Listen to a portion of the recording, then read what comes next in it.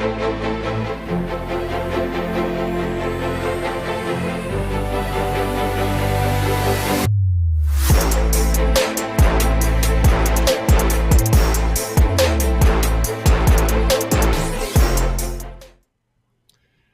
normally I come on with a lot more energy and excitement here, and we're certainly going to bring that on the show. Good morning, everybody. Woodward Bets back in the house, but I'd be remiss if I hid my fandom here, Scott. By now, everybody knows I'm a Green Bay fan, and I hang my head in shame once again. An early exit for Aaron Rodgers and company, but we will certainly talk about that. I see you taking jabs at me on the whiteboard there. So good morning, my friend. How are you, Scotty? Buddy, had the fantasy football party yesterday we talked about. So, I think I put my last Modelo down about an hour and a half ago, maybe. So, attaboy.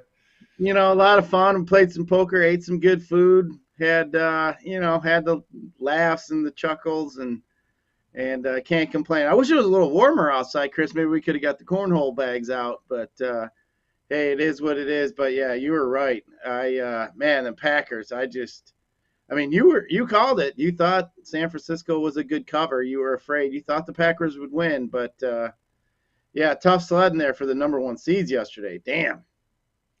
Yeah, brutal. So we will certainly get into that here on the show. So good morning, everybody out there. We appreciate you getting up early, and Scott, we're getting up for you guys after a night of Modelo's and Coronas and partying, and he's here, ready to go. So, plan for today: break down what we saw yesterday. Again, two pretty big upsets. Some people may not be as surprised as others. Like you said, I thought San Francisco would give it a game. I thought we would win the game, but so be it. The Niners and the upstart Bengals moving on to the conference championship game. So we'll break down the games today. We have the Rams and the Buccaneers at 3 o'clock. And, of course, the Bills and the Chiefs later on tonight. So excited for that. So let's kind of recap yesterday a little bit. So we'll start with the first game. Titans-Bengals comes down to a last-second field goal. Both games end that way. So actually, before we do that, gotta mention the sponsor here, new sponsor of the show here at Woodward Bets, My Better Rate Mortgage. Make sure you guys are checking them out. MyBetterRate.com. If you're looking for anything mortgage related, go and check them out today.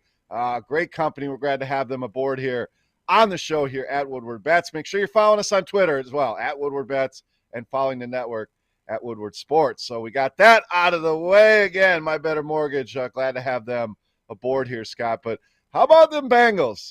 That one kind of surprised me. I thought the Titans, at home, getting Derrick Henry back, a team that I thought was undervalued on the line, and clearly wrong. I mean, they come out first play of the game, Scott, and Ryan Tannehill throws an interception, kind of set the tone for the day. So, how much stock did you put in the Bengals moving on here? Do they have a shot to go to the Super Bowl? I mean, they're going to face a tough challenge here next. I mean, this was no easy task, going into Nashville and getting a win. Now you're looking at going to Buffalo or Kansas City up next. Does the road end here, or are these some live dogs here in the Bengals next weekend? I mean, at this point, you got to call them live dogs. I mean, damn, Joe Burrow, when the chips are on the table, the kid comes out. Like, hey, he's done it through college. He's done it through now in his pro career. I thought I saw something. He's like 8-0 in games that were like knockout games or bowl games or whatever else, playoff games. So, hey, good for the Bengals. It gives us Lions fans a little something to hope for. I mean, they're the Bengals. I mean, we're not talking about like some historic franchise. They hadn't won a playoff game in 31 years, and here they are in the NFC Championship game. And the mood around the room was after the Bengals won, we were all thinking like, damn, can you imagine if that was the Lions fans right now? Like, we would be going batshit nuts right now if we hit a field goal like that the last second to pull off a victory. I mean, we'd all be on cloud nine. But good for the Bengals. Obviously, it gets tougher as it goes on. Whoever wins today in that Kansas City-Buffalo game is going to be a very, very tough opponent for obviously for the Bengals. But Hey, good for them. Sure, they're live. I mean, they may have to play a better game, more perfect game than the Chiefs or the Bills may next week, but good for them, man. Good for you guys. I'm happy for you guys. And the only thing never really liked to root for Ohio teams just because, most of you are Buckeye fans. But I think most of you down there in Cincinnati, a little further down, most of you Kentucky fans. So, hey, good for the Bengals.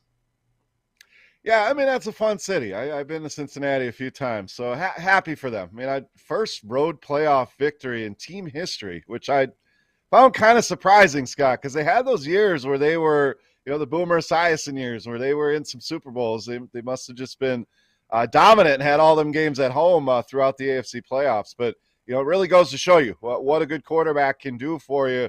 I think the future's super bright. We talked about it yesterday, with Burrow. Jamar Chase is arguably already a top 5, top 3, hell, maybe the best receiver in the league already. Joe Mixon, they can get some strength on that offensive line, strengthen that defense.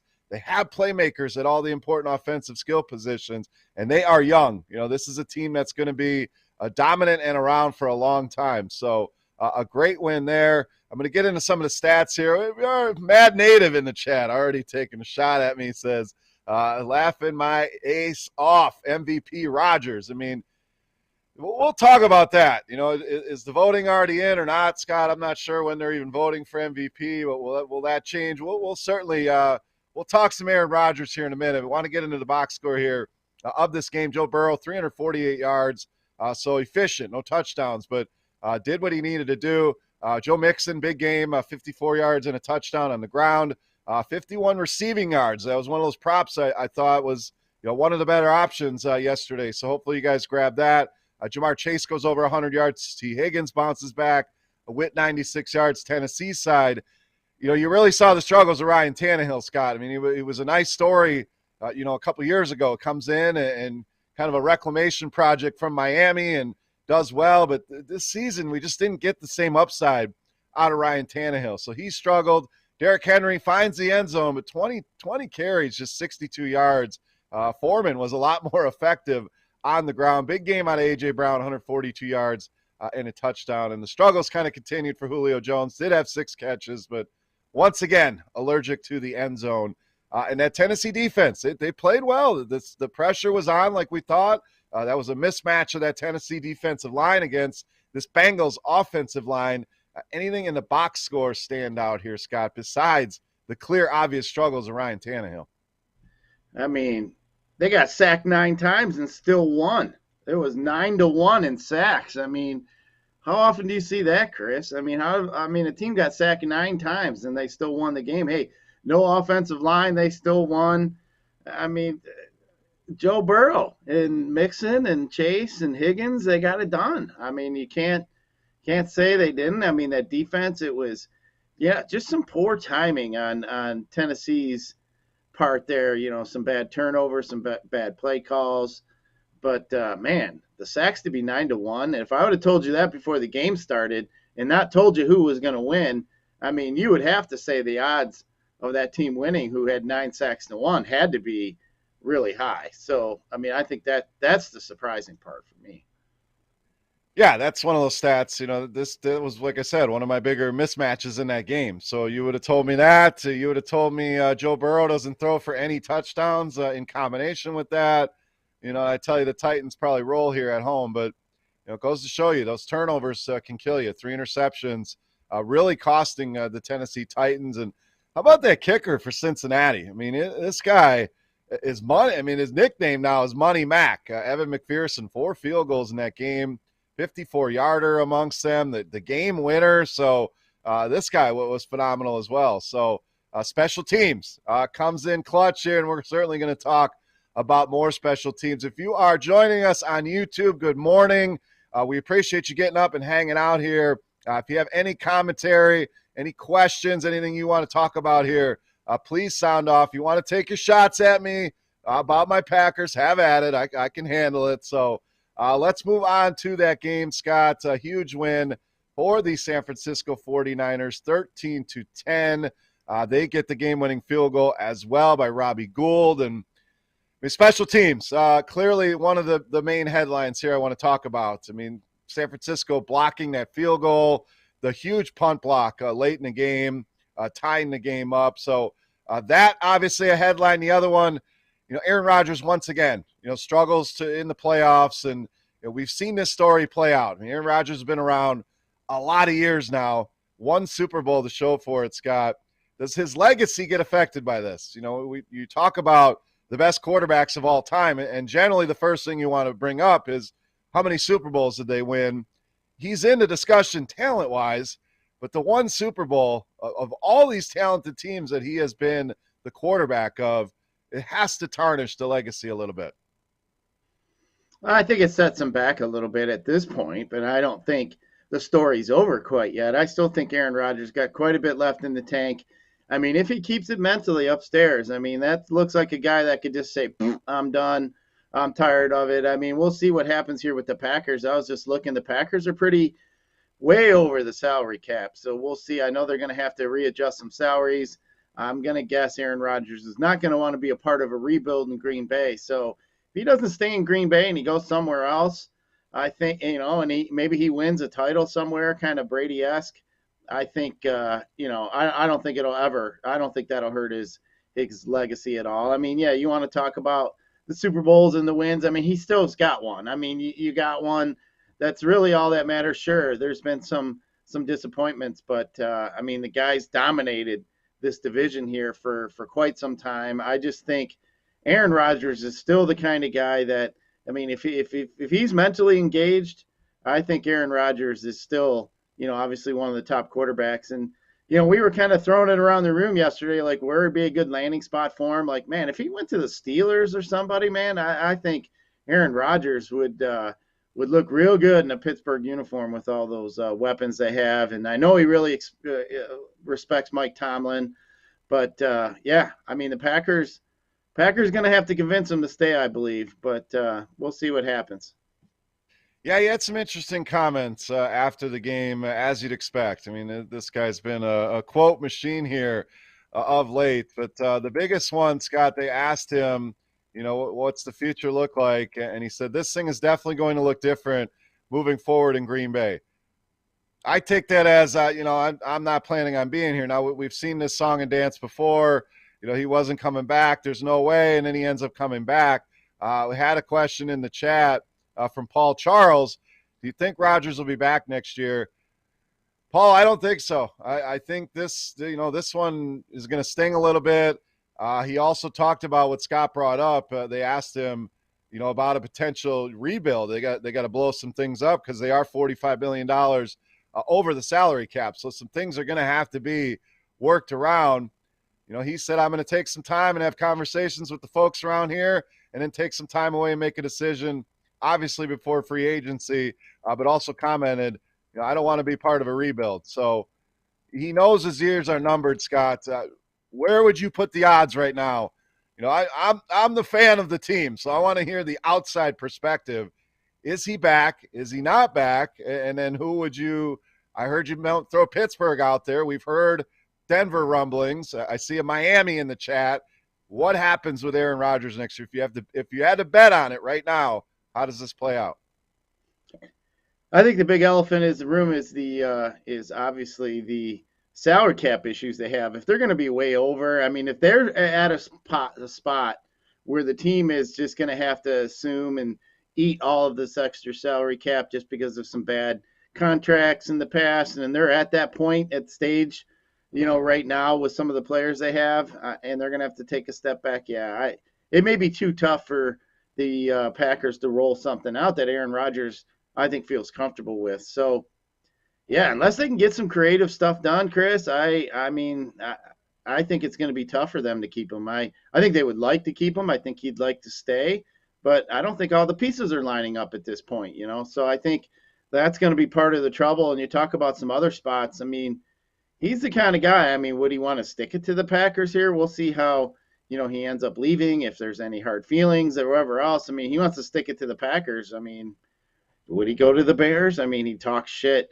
He owns the Bears fans. I mean, what is that something he would do? Maybe would he go down to back over to San Francisco? What about if they don't want Jimmy G? And now all of a sudden, Aaron Rodgers is out in San Francisco. We know that's his childhood team. We know he was pissed when they didn't draft him. So, I mean, maybe that's the story how it ends. Maybe he goes back home to San Francisco. But yeah, definitely going to be interesting. That's going to be one of the bigger free agent names, obviously, that's going to be available. So, yeah, looks like you're not going to see Aaron Rodgers' face out anytime out of Sports Center because he's going to be the guy they're going to be talking about. Where's he going to go? What's going to happen until he signs his name? So we'll have to see what happens there. But that salary cap issue for the Packers is what I think is a straw that could break the camel's back there in Miami or in Green Bay with Aaron Rodgers. I think that could be too tough to come back from, Chris. Yeah, Samuel Lang talking about the cap. The cap forces a rebuild. Aaron leaves Green Bay. Samuel, I tend to agree with that. Devontae Adams, is also a guy they're already talking about the franchise tag for him.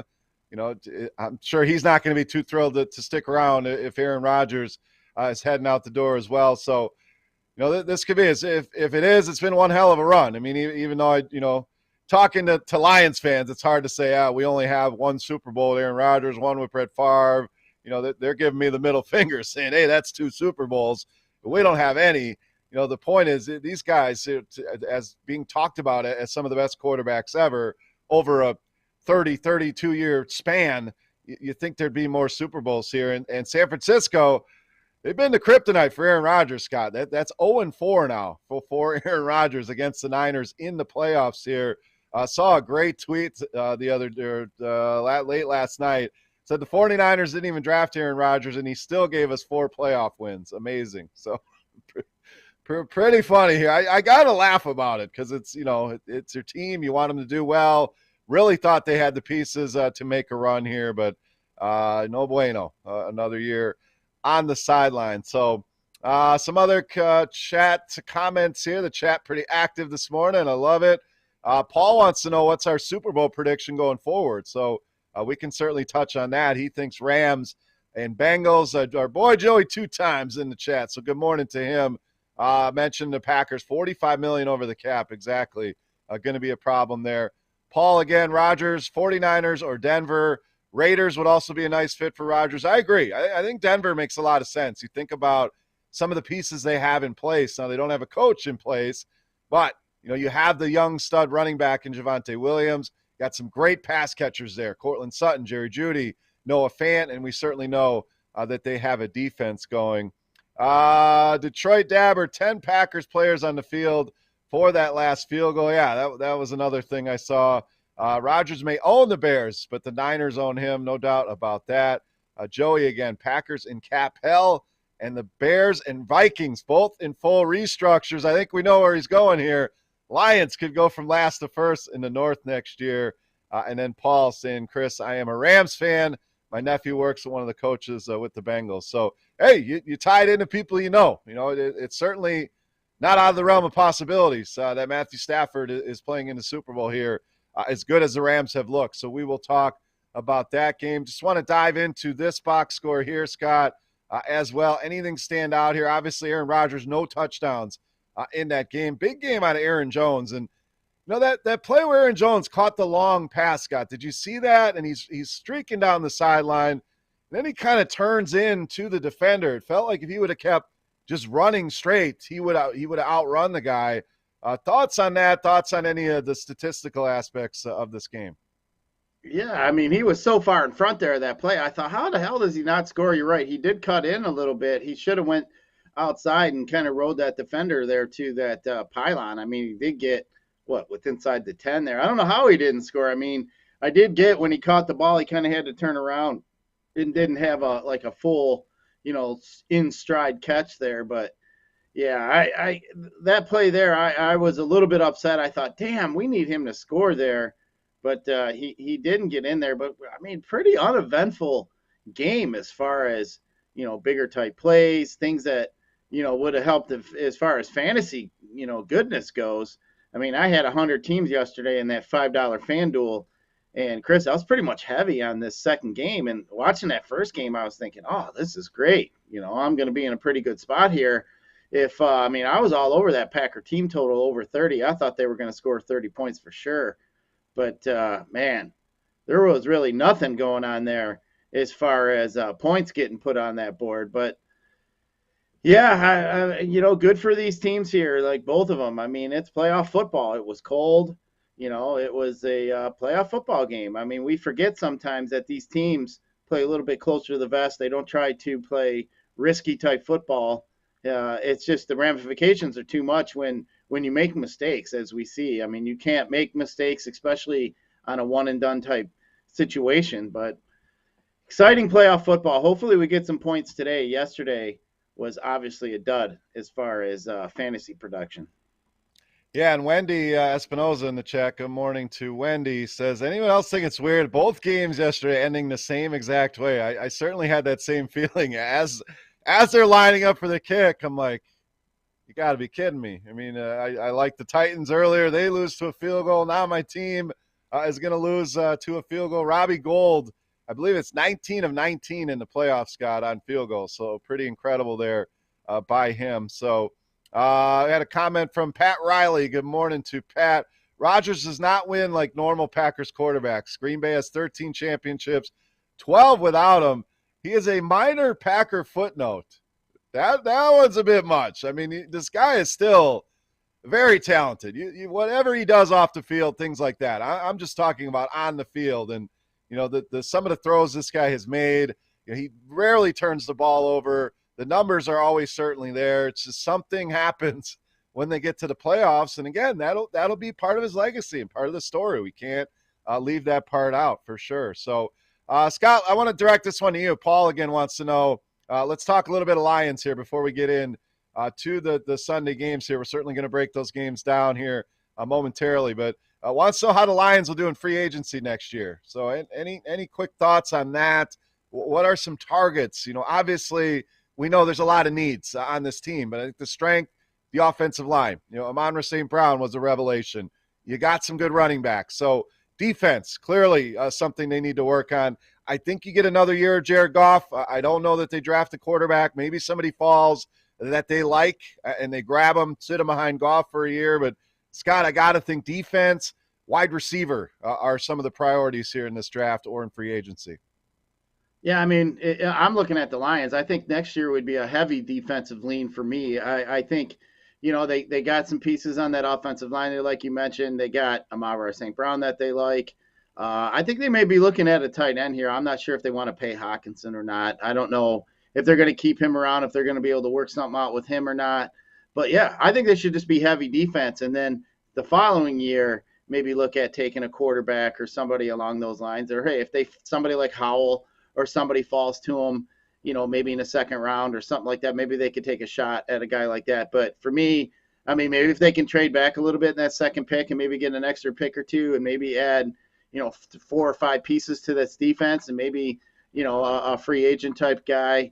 I think that's where I would go here. I think the Lions need to focus on that defense. And, hey, I mean, they're getting Okudah back too, so we'll see. I mean, maybe Okudah, if he's healthy, maybe he gets, performs even somewhat close to a first-round draft pick.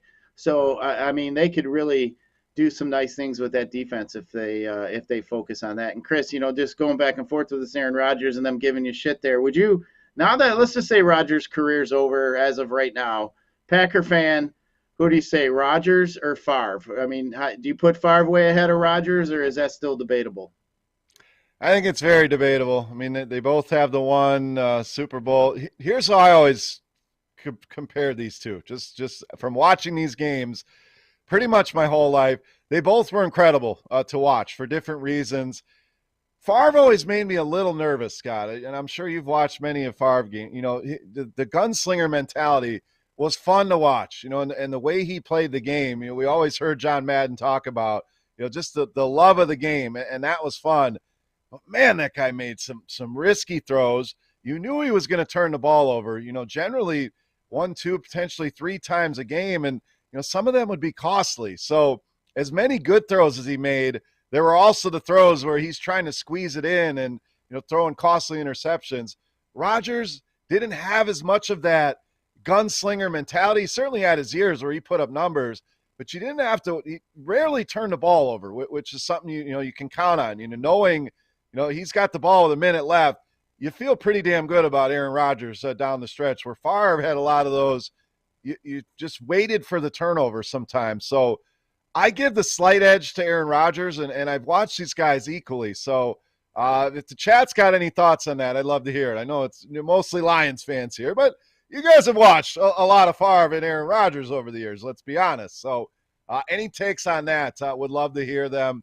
Or on Twitter, hit us up at Woodward Bets. Scott, do you have a thought on that? We'll stop talking Green Bay here in a minute. I'm sure everybody is sick of hearing about the Packers, but you got to decide. One quarterback here, Rodgers or Favre. Who are you going with? I think I would probably go Brett Favre. Brett Favre was just more fun for me to watch. I mean, he was just a gunslinger, like you mentioned. Aaron Rodgers, to me, is a guy that you feel like if you're his teammate, you want to punch him or kick him in the nuts. I mean, it just seems like he's just a jerk, a guy that's probably, smacking dudes and grabbing face masks, Bruce Arians style in practice. It just seems like he's the kind of guy that would wear a little thin on me. Brett Favre seems like he's the kind of guy, you'd get drunk, go out, have a good time, and he's going to be zinging you the football. So, yeah. But I did see some of them fingers. Now, some of the, these, Aaron, Driver and, some of these guys that played for Brett Favre, man, and their fingers were like, from catching those rockets that Brett Favre threw. So, I don't know, Chris. I'm going Brett Favre, though. But as far as being a teammate, man, I don't know. Now I look back at them fingers and have that visual of some of them guys. That doesn't look like that'd be any fun. I've seen even couple of Braylon's fingers look like they've taken a beating. I mean, that's a tough profession there, being a professional wide receiver. Yeah, I mean, he used to zing that ball in there, no doubt. I mean, Favre had a cannon, and you brought up the point. Who do you want to hang out with? I mean, it's easily Brett Favre there. I mean, I've said a lot off the show here. Aaron Rodgers, kind of a d-bag. It seems like not a guy that I'd be anxious to hang out with. Where Favre, like you said, would kind of just be one of the boys, that Southern boy, crushing beers. So if I got to hang out with one of them and drink some beers, it's certainly going to be Brett Favre. But I want to catch up on the chat here. Chat been very active, so love to see it.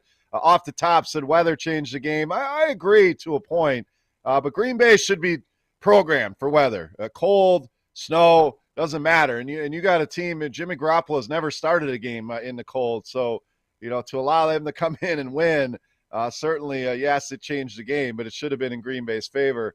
Mikey Mop asking, from a Lions perspective, do you think it makes much difference to their second first-round pick if the Rams lost tonight or went on to win in terms of talent you could get?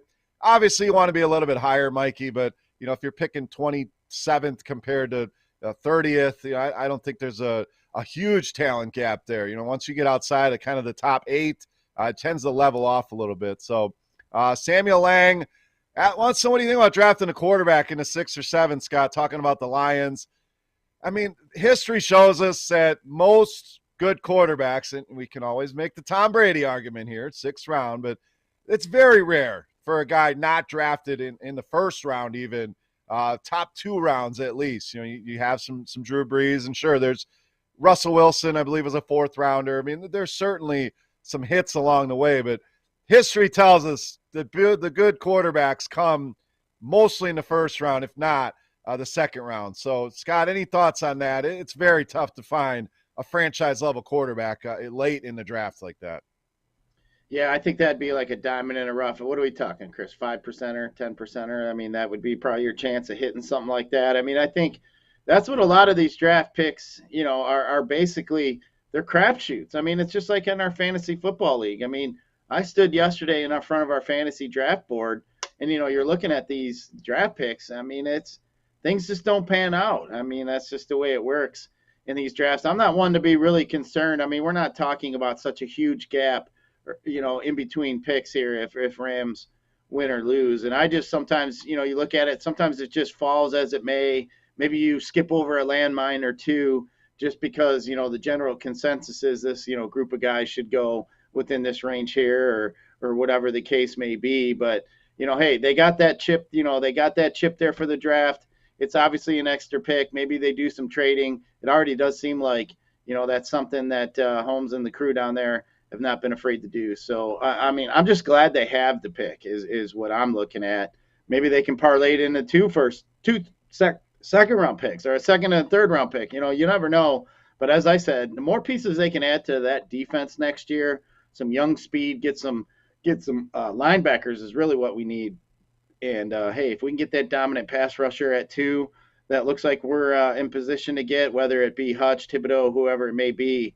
I kind of like the spot maybe that we could get this defense in. And hey, Rodgers is gone. Bears suck, and Minnesota is obviously rebuilding too. I think they got a few more pieces than us at this point, but we could easily pass them. So hey, that division of ours is wide open. Maybe I can get rid of this 1992 division champion shirt that I have that is presently current. So yeah, you talk about 30 some years as Bengal fans. That's how long it's been since we won the division. So let's get her done.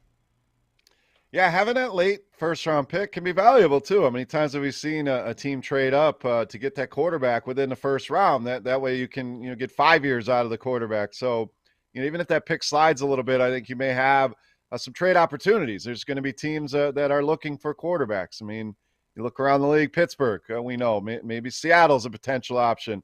Is San Francisco, going to ride with Trey Lance? You got to think they took him in the top 3. He is the future there, but Indianapolis, are they happy with Carson Wentz? We could go on and on with teams that may be looking to trade up in that draft. So Detroit Dabber saying crushing beers in a casual 2-hand touch game with Favre gives you some Wrangler jeans. So yeah, Brett Favre doing those commercials. Mustang 57 sounding off. The Green Bay Cowboys. I mean, the Dallas Packers are exactly who we thought they were. A shout out there to Denny Green, one of the best press conferences of all time. So we'll keep up with the chat here. They're asking about Jim Harbaugh. Is he going to leave? Those rumors are certainly out there. I think we both lean towards him staying, but those rumors are certainly gaining more steam by the day. Simo 313. Stafford isn't ready for the big time. I'll take Brady and give you 13 points. Wow. Simo throwing a big line out. So, Simo, you want to hit those alternate spreads then on the game today. Big Tampa Bay fan here. You can make some money on that. So, we'll skip over the box score for Green Bay, San Francisco. I mean, there wasn't a whole lot going on there. We know Rodgers, no touchdowns. Big games out of Adams and Jones was not enough. Debo is a monster on the other side, as is Kittle. But the stats, there really wasn't a lot, Scott. Like you said, I felt the same. I loaded up on this last game in the 2-game slate. Watching that first game, did have some A.J. Brown, had some Mixon, so it was feeling pretty good. Didn't, unfortunately, have enough Aaron Jones was what cost me. Went big on A.J. Dillon. That looked great in the first 5 minutes of the game.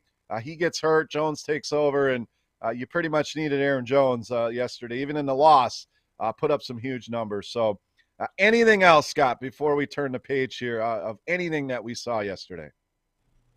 Yeah, other than the Lions broke the Packers, I think we can move on. Move on now. You did mention that the other day, and the Lions did the same to the Cardinals. So I'll give you your small. You need them moral victories here as a Lions fan. So I'm going to give you that one here today. All right, let's get into the games for today. We start out with those aforementioned LA Rams taking on Tom Brady and the Tampa Bay Bucks. Want to get you the latest lines and totals here on this game. Open 2.5. We're still sitting 2.5 pretty much across the board here. If you do like the Rams today, looks like FanDuel sitting +3 on them. You got to pay the -118 on that juice. As far as the 2.5, lowest you can find there is -115 at BetMGM. So a little bit of juice on the Bucks here. Total 47.5 on the low end at BetMGM, 48 at most places, and FanDuel's got it at 48.5. So again, a little bit of a spread there. You find out the 1 point can be all the difference in the world. So you want to go in that over, you're finding the lowest number. Obviously, you want to go in under, then you want to get over to FanDuel and get that 48.5. But Scott, let's open this game up here. Matthew Stafford obviously going to have a lot of eyes on him locally here today. What kind of shot do you give this Rams team? I give them a very good shot of winning this game, not only covering, but I like their chances a lot here. And we talk about the offensive line for Tampa Bay. Sounds like these guys are going to play, Wirfs and Jansen, but you're going against some beasts in Aaron Donald, Von Miller, Jalen Ramsey. So it'll be an interesting battle in the trenches here. Tampa does get Leonard Fournette back. That is certainly going to help. We saw the Rams get Cam Akers back. He has looked great. So, both of these teams coming in at pretty full strength here. We know Tampa Bay, yes, they're missing Godwin, Antonio Brown. We'll see if Cyril Grayson's able to give it a go. John Brown was brought up from the practice squad, so he may be an interesting name today. But, Scott, let's take a look at this one. Rams and Bucks, how does this one play out today? This is a good one here, Chris. 84 touchdown passes between these two quarterbacks this season. I'm looking at this game here. If Stafford, I think he can make a mistake or two, but he can't make 3 mistakes like, we saw with Tannehill or whoever else, because I just don't believe Tom Brady is going to make that many mistakes. So I think if Stafford limits the mistakes, I think this LA defense is good enough to keep this Tom Brady quick passing type offense in check today. I think Aaron Donald, we've seen it in the past. Tom Brady loses when you get pressure on him. I mean, you get some pressure on Tom Brady. It seems like that has been the kryptonite over his career. I think this team can do it with Von Miller, with Aaron Donald, Ramsey in the back. And I think the Rams passing game with the emergence of Akers, I think that's really going to help out too. So I like these Rams here. I like the Rams to win outright. I mean, 15 touchdowns is what this defense has yielded to running backs. So give me the Rams here, Chris. I really like the Rams. I think Stafford and the Rams are going to get it done. I think Tampa Bay, when I look at the two defenses, I think this Rams defense is just that much better than this Tampa defense. And I kind of put these two offenses in similar type. I kind of graded them out similar. I guess what I'm getting at, I do like the Rams side a little bit better because I think they're a little bit deeper with these wide receivers. But, man, I think Cam Akers is a guy here that can make a difference today. Yeah, his return is certainly going to help this team look great. No one expected him back in that lineup here. So I'm with you. I like the Rams here in this game. So, money line looks like plus 126 is the highest I can find at Bet Rivers. A lot of plus 120s out there. So, some people prefer to take the 2.5, 3 points. I kind of like the money line here, Scott. I'm with you on that. So let's start with fantasy. We'll get into some of the props. Who are some of the main plays you're looking at today for fantasy? Yeah, I think I do like some of these Cam Akers props. I do like him. Cooper Kupp. I mean, how do you not bet on a guy like Cooper Kupp today? I think he's gonna be a big part of this offense for the Rams. He's just the guy I think you can look at. And then as far as Tampa goes, I'd be a little concerned about Mike Evans. It seems like whenever he does face a top-notch cornerback, he has seemed to struggle. So I'm going to guess he's going to get quite a bit of Jalen Ramsey today. So I think I would be looking at maybe some of the unders of Mike Evans. But I do like some Gronk today too, Chris. I think Gronk anytime touchdown is something that I'm interested in. But Cam Akers is the guy that I think for the Rams is in line to have a pretty big day today. Yeah, Paul agrees with you in the chat. He says Cam is the key to the game. I think it's actually Matthew Stafford, to be honest with you, Scott. We've seen the good and the bad. You guys know very well that he can be very good. Those interceptions can be very costly as well. Going to Tampa, that's the concern. Can he limit the turnovers? I think if he can do that, manage the game, look like the guy we saw last week, they very much have a chance here. Now, betting against Tom Brady, you've said this a lot, and I agree with you, has generally been bad business, but the Rams just have that look of a team that can go on the road, both sides of the ball, and get the job done. So the chat on fire here talking about the game. Ryan's reaction, trying to get me fired up, talking about Aaron Rodgers again, most overrated quarterback ever. We're going to move past Aaron Rodgers, Ryan. That's I don't know about that. There's been some overrated guys today. Paul asks, what time is the Rams? Rams 3:00. Paul, that game kicks off today locally. Simo, it's set up perfectly for whoever wins today to be Super Bowl bound. Both teams are way better than that Niners team. On paper, yes, Simo, but the Niners have had the Rams number, so they beat them in LA to get into the playoffs at the end of the year. So, that's I'm sure the Niners are rooting for the Rams to win this game. I would not discount the 49ers. I know they're going to have to go on the road again, but certainly a live dog here. Ryan also says Tampa is old. Stafford's been great, Paul. I mean, started out the season phenomenal and had some ups and downs, but end of the day, he's done very well for this team. So, Scott, prop-wise, let's dig in here. I know you always love to start with the touchdown scorer, so anything standing out there? I think Gronk got to be a guy we certainly take a look at. Yeah, Gronk is a guy. I mean, he's plus 120 right now on FanDuel to score anytime touchdown. And Cam Akers, plus 150 to score an anytime touchdown. I really like that one, Chris. Yeah, for sure. That one looks juicy. Cooper Kupp leading away, minus 120 here in FanDuel. Gronk, like you mentioned, plus 120. Trying to see if there's any other ones that jump off the page. No line yet for Leonard Fournette. We're not exactly sure if he's going to play, so we're waiting on that one. So I don't see any longer shots that make a ton of sense in the touchdown market. So I always do love to look at the Tom Brady. He always loves to get down close and get that sneak. He's plus 850 anytime touchdown. So let's get into some of the quarterback props for today. Tom Brady, 289.5 on the passing yards here. Scott Stafford, 278.5, minus 110 both ways on those. Both sitting at 2.5 on the touchdown prop. The over for Brady gives you plus 150. Stafford over 2.5 touchdowns, plus 172. Any thoughts on any of these numbers here? These guys going to throw for 300 yards today? I like the Rams to throw for 300 yards today. I'm not quite sure about Tom Brady and crew. I do think the Rams are going to rely, they're going to be able to have opportunities, especially if they can work off play action with Akers. But I think the Rams have bigger play potential on with their wide receivers with Beckham Jr. and Kupp. But I prefer the Stafford props over the Tom Brady props. And then you mentioned those anytime touchdowns. Just kind of looking if we're not going to get much of Leonard Fournette, or if at all, I mean that Giovanni Bernard prop, Chris, is at plus 360. So I don't mind that. He had 18 touches against the Eagles. So I mean, guy getting 18 touches at plus 360, going to be carrying the ball.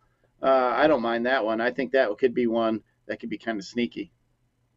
Yeah, for sure. So I don't mind the Brady numbers. If Fournette is out, especially like you mentioned, Gio's more of a pass catching back than let's hand him the ball a ton of times. So yeah, he got some touches, but especially if the Rams are hanging or even leading in this game, it may force Brady to throw a little bit more. So average 306 passing yards per game at home. So I don't hate the numbers there for him. Stafford, you got to think, Scott, the Rams want to run the ball more than throw it. Yeah, you got Kupp, you got Beckham. They're certainly going to throw the ball around, but ideally you want to keep Tom Brady on the sidelines, I think is the key to victory here. So maybe his number a little bit too high in the passing. I don't want to necessarily bet on the under here for Matthew Stafford. Has averaged 281 passing yards per game on the road. So nothing really standing out here in these props. The touchdowns, sure, you think one of these guys is going to throw 3 touchdowns. You get nice plus odds on it, but nothing here. Let's look at the rushing props here. Again, nothing on Leonard Fournette. We got Cam Akers, 48.5 rushing yards, Scott. Seems a little bit too low. Not an ideal matchup here with Tampa, but I kind of like that number here for Cam Akers today. Yeah, I like that 48.5, and I think that Matt Stafford over 2.5 rushing yards has got me intrigued. We saw him last game. He did take off. I think he had more rushing yards last week than Murray, if I'm not mistaken. I'm pretty sure he did. 2.5 seems like a kind of low number for Stafford, but I do like that Akers at 48.5. I think he could easily get to that, even if they, especially if they get out in front, which I'm hoping they do here. But that Matt Stafford over 2.5 rushing yards, Chris, I think I'll take that. He don't want Sue to tackle his ass. He knows better. He knows better, and then we'll have that dude come after you. So 2.5, I think that's pretty low. So I'm looking through his stats. 22 rushing yards last week. What was a season high? To beat the 2.5, he had 8 one game. I see a 13, a 12, a 21. So he's beat it about 25% of the time. So it's all it takes is one. That's the beauty of those kind of bets is one pressure, you get out of it. You rack up a couple yards. We talked about the same thing with Joe Mixon yesterday with his receiving yards. These low numbers, it doesn't take a lot. It takes one play. So that's the beauty of those. So I don't hate that one. Let's get into some of the receiving props. This is obviously where we're going to see a lot of headliners in this game. Cooper Kupp, 99.5 on the yards here in the FanDuel Sportsbook, minus 115 on the over there. Other side, Mike Evans, 71.5 is his over-under. Gronk, 64.5. Odell Beckham, 47.5. And Van Jefferson, 35.5. Cam Akers, 18.5 on his prop. So, again, I don't hate the Cam Akers receiving prop. It's the question of what's the split going to look like? And we saw him work his way into more of a split than we saw this first game back with Sony Michel. But Scott, Sony's been pretty damn good as well. So it's not like they're not going to give him any touches here. So thoughts on that one? Again, I always like these running back props receiving-wise. Cheap, especially if Tampa's going to get pressure on Stafford, the dump-offs.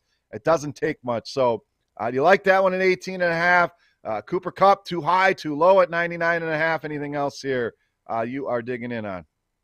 Yeah, I mean, looking at it, I was looking.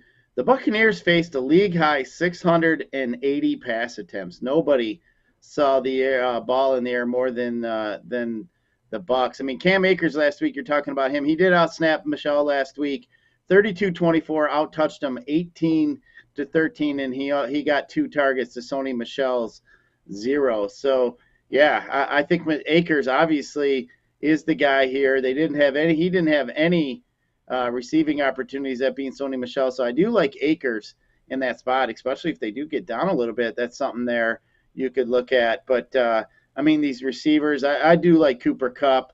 I mean, he had 9 for 96 and 2 touchdowns on 12 targets in week 3. And only 3 NFL teams have allowed more catches to wide receivers than Tampa. So obviously we know with those 680 attempts, there's probably a lot to go around there. But I think the Bucs slot guy, Murphy Bunting, is questionable to face the Rams. So I don't think you want to go into this game with your slot guy being hurt and have to face Cooper Kupp and have to move some things around. So I do like Cooper Kupp in his prop of 99 yards. I think they're going to look to him, and they already know it's a matchup. And with Bunting hurting, I think that could be a spot we could exploit. Yeah, I agree. His numbers looked a little bit better on the road as well. When you look at some of the home-away splits, his numbers are a little bit higher on the road. Averaged almost 9 catches per game on the road. So his receptions prop at 7.5 here, Scott, to minus 146 on the over. So don't hate that. It's you're paying a little bit of juice on that. 5.5 on Mike Evans looks pretty good too. You mentioned he can certainly struggle with some of these studs. We'll see what the plan is with Jalen Ramsey. They still use him as more of a hybrid safety linebacker type, more of a shadow corner. Maybe that changes today. Maybe they use him on Gronk as well. So some of these Tampa Bay props are intriguing. If you can get the right one, I tend to lean to Mike Evans having a big game here without some of those other wide receivers available. So we'll get to our favorite bets here. I know some people asking for final score predictions and bets on the game. Gave you some of the props we like. I think we're both leaning. We both seem to be on the Rams. We'll see if that's one of our best bets here. But let's open up this AFC Showdown, Scott. Buffalo and Kansas City tonight. This one's certainly going to be fun. Kicks off at 6:30 locally on CBS. Latest lines here.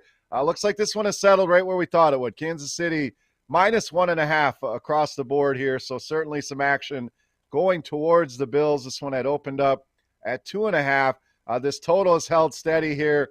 54s, 54.5. There's some 53.5. So, again, shop around a little bit can make all the difference in the world. But, Scott, I'm excited for this one. I mean, both games are going to be fun, no doubt. I mean, we've got some great games here this weekend. I can't wait for that Rams and Buccaneers game. But this one, certainly one you're going to settle in and watch these two teams.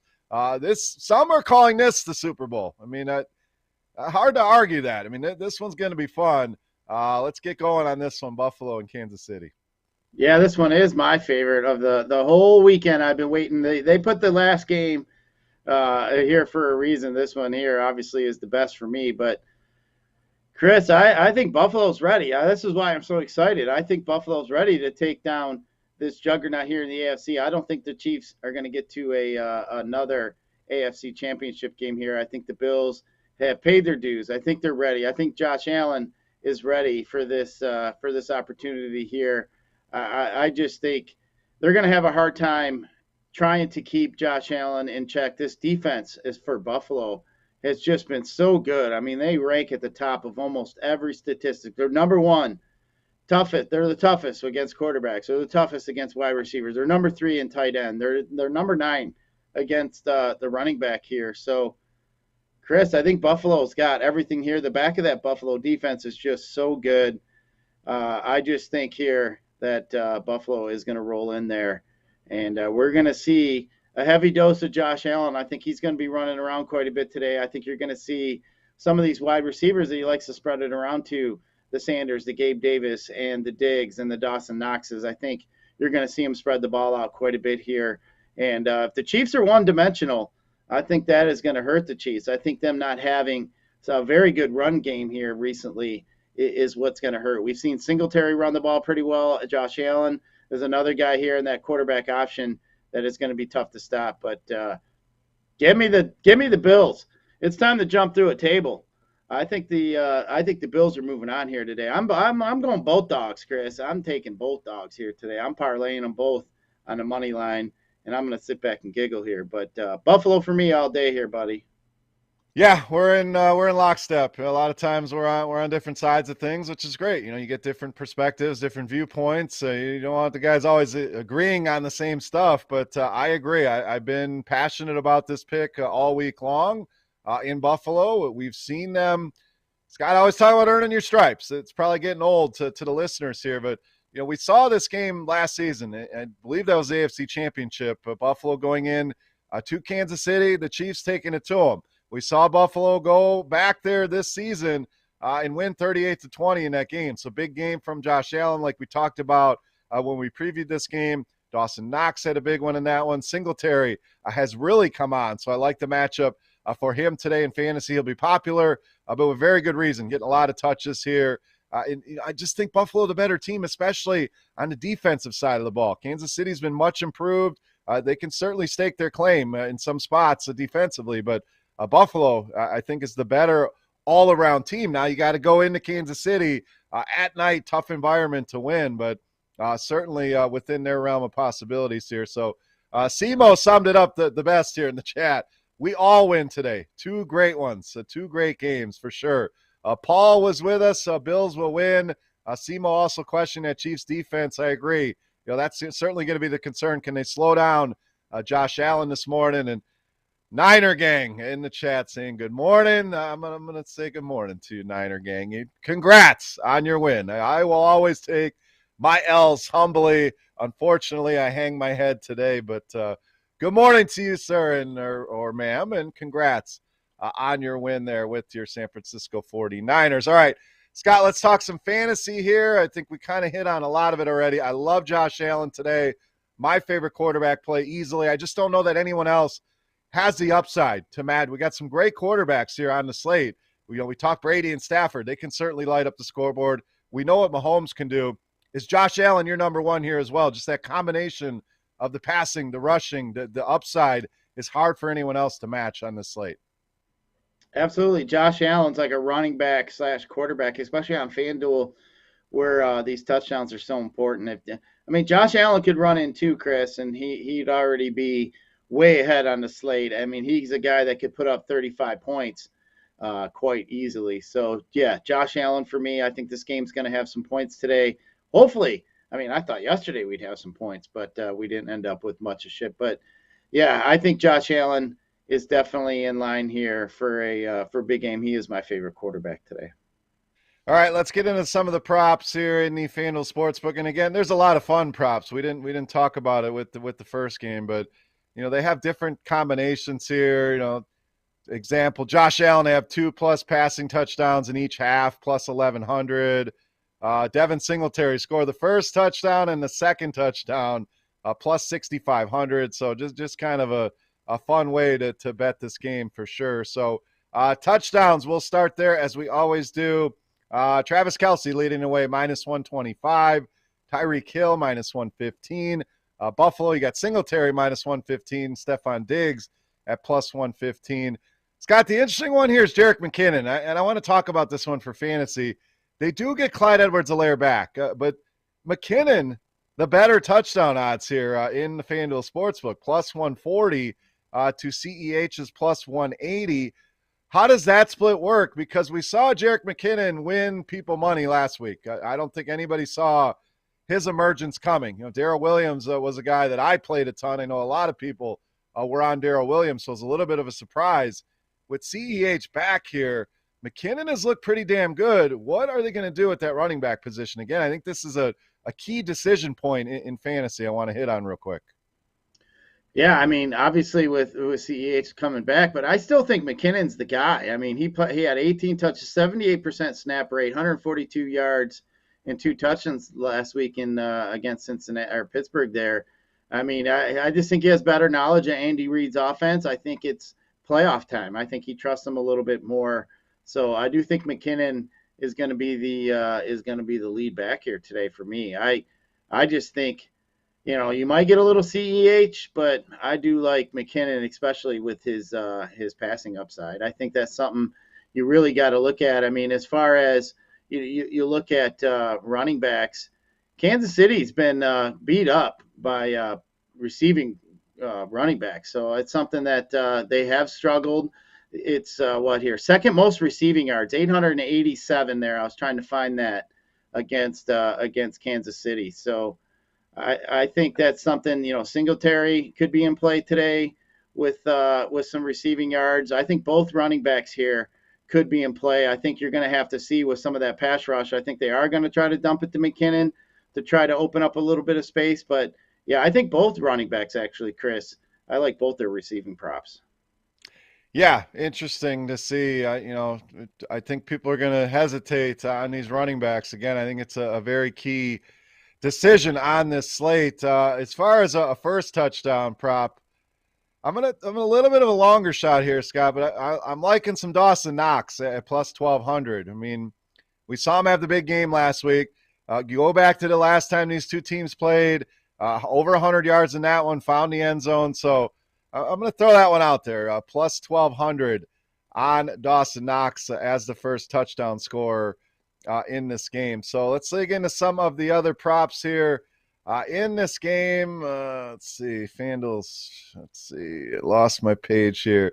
2+ touchdowns. Anyone standing out here, Scott? Tyreek Hill plus 500. And Josh Allen plus 850. Maybe that's the way to go on this one. Anything standing out there? I like the Josh Allen.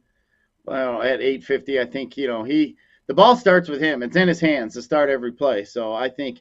With his rushing upside, I think that's something. And then let's go back to the first touchdown, guys, Chris. I think an interesting one for me. I know you like these big numbers here, but I got Gabe Davis on the Buffalo side as a longer shot, but the Kansas City side, Chris, I think an interesting one is Robinson. I think DeMarcus Robinson is very interesting. He had 30 pass routes. We're second only to Tyreek Hill last week. Robinson had 4 catches, 76 yards.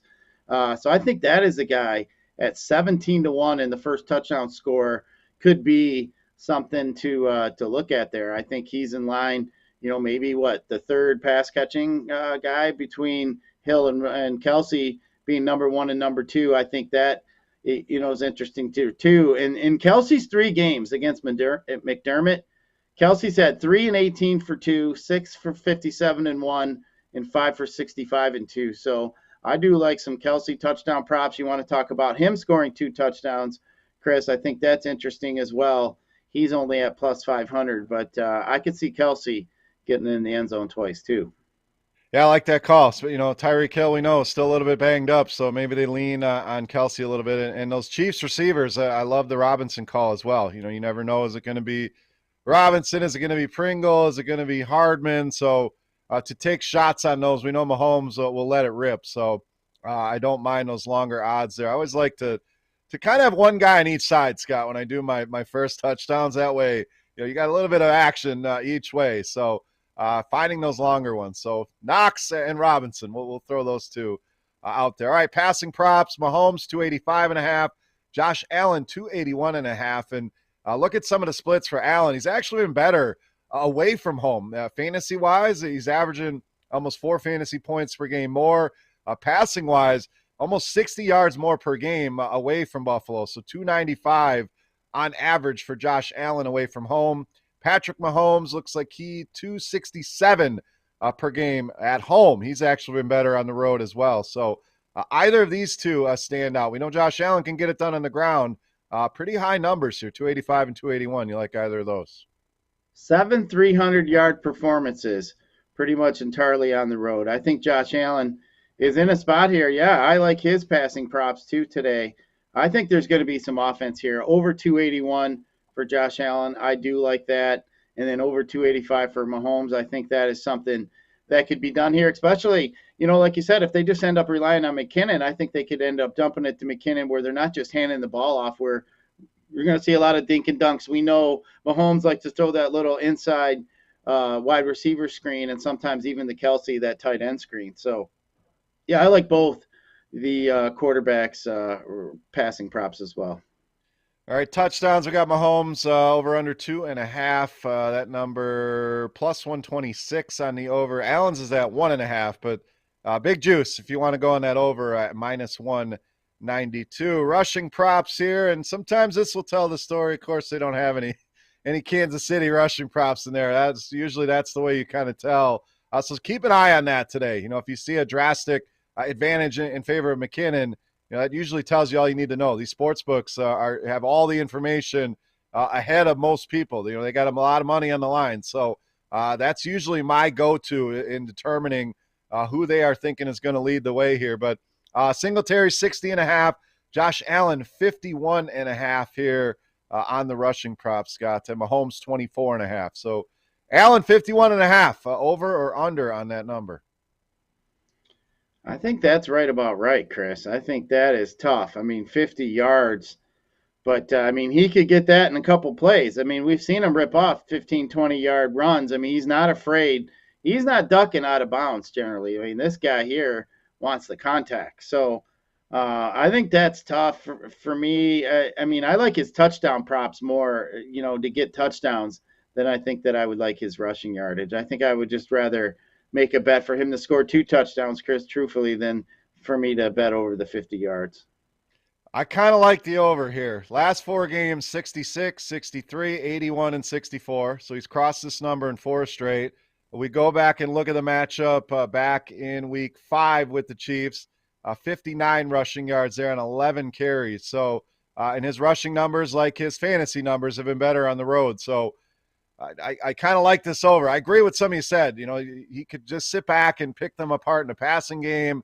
If they get a lead, how aggressive is he going to need to be on the ground? But all in all, factoring everything in, I like these numbers for Josh Allen. So minus 105 as well on that over. So you get a little bit of a discount on that. Receiving props here, Tyreek Hill, 71.5. Travis Kelsey, 68.5 on the Buffalo side. Stephon Diggs, 69.5. And then a lot of these guys are in the 30s, 40s. Knox at 40.5. Singletary down at 20.5. I know we've been looking at some of these running back receiving props. So anything here, I know you like Kelsey touchdowns. That 68.5 seems like a pretty good number on Kelsey. Yeah, we saw some of the game logs against this McDermott defense that I was talking about. Me at 118, 57, and 65 here. So, yeah, the one game he got over, the other 2 games he was right there at that number. But, with Tyreek Hill, if he's beat up a little bit, I think Kelsey is the guy they're going to have to rely on. And then, you mentioned a guy like Robinson that I was talking about, Chris. I like his over 20. If he's going to be the guy here that may be emerging as that second receiver. As we said, he ran the 30 pass routes last week, which was second to Hill. So I think that over 20 is a number that I like as well. Yeah, I don't hate that either. Again, you're risking with those Kansas City guys, but all it takes is one. I mean, they obviously a very big play offense. So you plant your flag, and the numbers support Robinson for sure. So I don't mind that at all. Any other thoughts in this game before we get to best bets? Going a little bit long here today, but wanted to dig in to these props, get you guys as much information, as many betting options as possible. You don't want to overdo it. But the more options you have, the more choices you have, you can narrow things down to some of your favorite bets. But, Scott, any final thoughts here? We got best bets coming up here momentarily. But let's tie a bow on this thing. Anything we missed here in this one, or even back to the Rams-Bucks game? Yeah, I mean, I think this Bills-Chiefs game is going to be a great game. I mean, we got two really good games today. But, Chris, I've been kind of looking in these game props here. I don't see anywhere on here where we're going to find a dick on the field. I've been looking here. These Bills fans, maybe they sneak one in Kansas City and throw it on there. I can't find it. I mean, I was kind of thinking we'd get the bet on something like that. Is there going to be another dick in the end zone? I mean, it's just been one thing after another here with these Buffalo fans. You never know what you're going to expect. Tables, all kinds of fun stuff. So I'm just going to sit back, Chris, and watch these games, and we're going to see what kind of fun we're going to have today. But yeah, literally looking forward to these two games. Yeah, I'm sure that the dildo on the field prop is available somewhere. You keep digging. I bet you it's out there. So we'll see if the dildo travels or not, or is that just a Buffalo thing? So all right, let's get to some best bets here, Scott. Again, we broke these games down, gave you some of our favorite fantasy plays, dug into some of the props here. Best bets time. We'll let you lead off as always. Let's get the people some winners here for this great Sunday football action. What do you got? Chris, I got both dogs here, Chris. I'm betting both dogs on the money line. Give me the Rams and give me these Bills. I'm going both of them on the money line. You can bet them together on the money line for $100. You get 3.6, you get 360.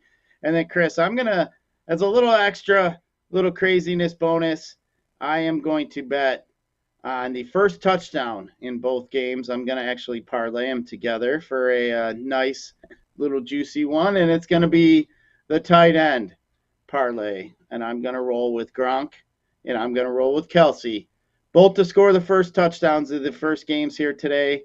And we'll see what happens there. I think that's 5-1 on the one, 7-1 on the other.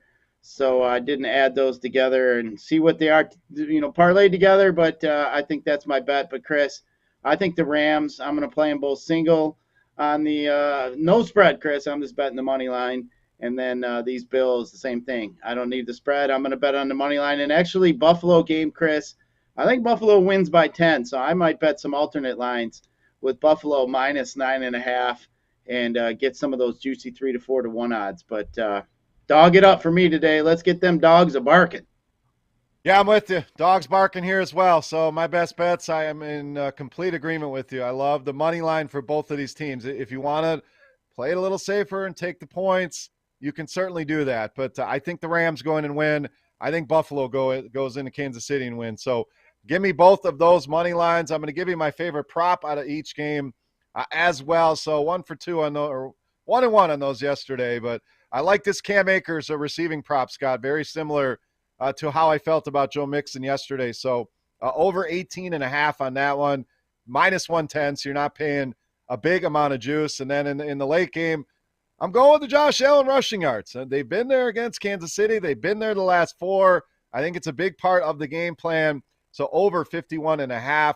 And I'll throw that Dawson Knox first touchdown as a little added bonus here. Don't go crazy on those, but 12-1, I think he is a good bet for that first touchdown against the Kansas City Chiefs. So that will do it here. An hour of breaking down my Packers letting me down and recapping yesterday and breaking these games down top to bottom. Hopefully you guys enjoyed the show. I want to say thank you to the chat. I mean, very active chat this morning, Scott. It was tough for me to even keep up with it, but some great football talk in there.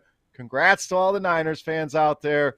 And good luck to the Stafford fans. If you're cheering on your boy today, I think you got a good shot. So, Scott, we've been going on long enough. Final thoughts for the people here for Sunday football. What do we got? Hell yeah, I love how the chat was interactive today. Hit that like button for it. We definitely appreciate that. But stay warm out there, everybody. Man, it's been cold here these last few days. So definitely good just to sit in the house, watch some football.